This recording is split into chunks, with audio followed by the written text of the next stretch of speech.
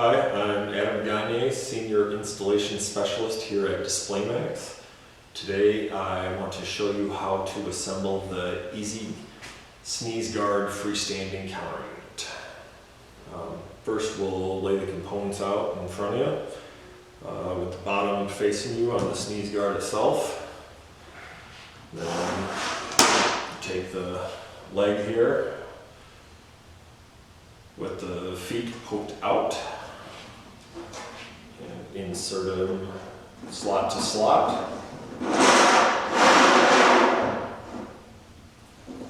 the same thing with this side.